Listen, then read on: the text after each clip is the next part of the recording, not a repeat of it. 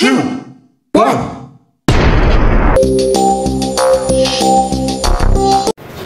वालेकुम अस्सलाम। कॉल्स लेते रहें, कॉल्स लेते हैं। आज आज आज आज प्लीज़ सर, सब ठीक हैं? आज आ जाए बेटा, आ जाएँ आ जाएँ आ जाएँ आ जाएँ, इधर सामने तरतीब में खड़े हो जाएँ, इस लोकेशन के ऊपर आ जाएँ आ जाएँ आ जाएँ, सारे लोग आ जाएँ, तमाम लोग आ जाएँ। ये बेटा बेसिकली हमारा कंट्रोल रूम है।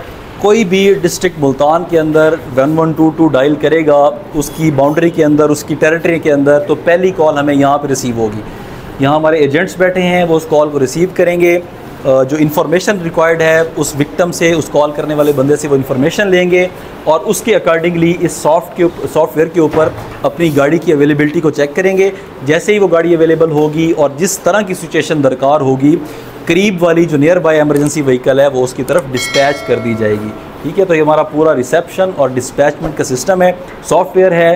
कंप्यूटर स्क्रीन के ऊपर हमें अपने रिसोर्सेज नज़र आ रहे होते हैं, कॉलर का नंबर नज़र आ रहा होता है, उससे हम कम्युनिकेट कर रहे होते हैं टाइम टू टाइम, फिर उस कम्युनिकेशन को अपनी गाड़ियों के साथ लिंक कर रहे होते हैं और इस पूरे प्रोसेस के तहत हम काम कर रहे होते हैं। तो कोई भी एमरजेंसी कॉल जो है सबसे पहले कंट्रोल रूम के अंदर रिसीव होती है और हमारे जो रिसोर्सेज जिन जगहों पे खड़े होते हैं करीब नियर बाय, उनको हम उन लोकेशन से उस एमरजेंसी लोकेशन की तरफ डिस्पैच करवा देते हैं, मूव करवा देते हैं। सॉरी बेटा 24/7 2004 से जब ये डिपार्टमेंट बना था तो तब से लेके आज तक ये कंटिन्यूसली वर्क कर रहा है। ये कंट्रोल रूम कभी भी बंद नहीं होता।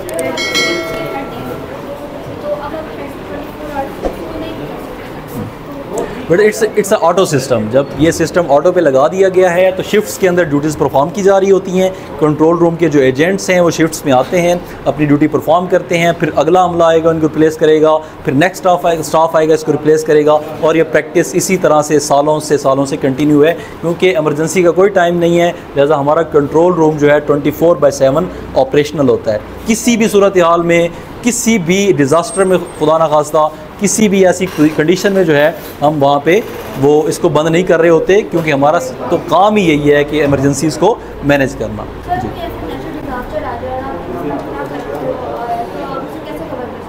बेटा इसमें फिर मल्टी एजेंसीज़ इन्वॉल्व हो जाती हैं, बहुत सारे इदारे इन्वॉल्व हो जाते हैं। अगर हमारी कैपेसिटी से बियॉन्ड निकल जाएगी बात, फिर इसमें मुख्तलिफ कंट्रीज़ इन्वॉल्व हो जाएंगे।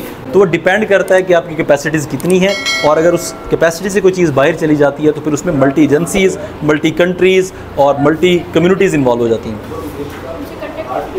बड़ा वो पूरा सिस्टम है, पूरा मैकेनिज़्म है, वो चीज़ें ऑलरेडी डिसाइडेड हैं गवर्नमेंट लेवल के ऊपर कि किस लेवल की इमरजेंसी आएगी, किस लेवल की कैटास्ट्रॉफी आएगी, तो आपने किस इदारे को एक्टिवेट कर देना है, और उन इदारों का काम भी उन कम्युनिकेशंस को मैनेज करना होता है और इंटरलिंक करके देना होता है राब्तों को। Right,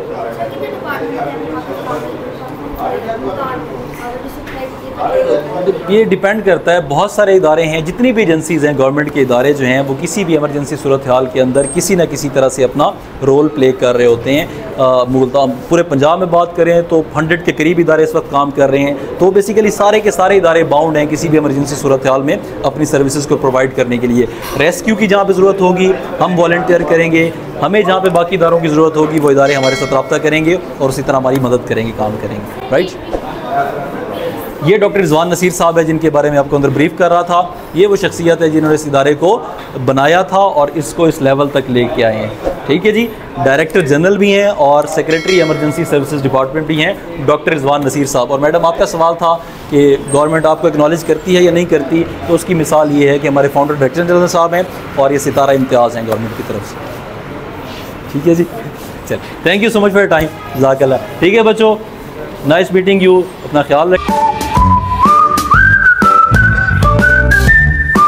Subscribe to my channel.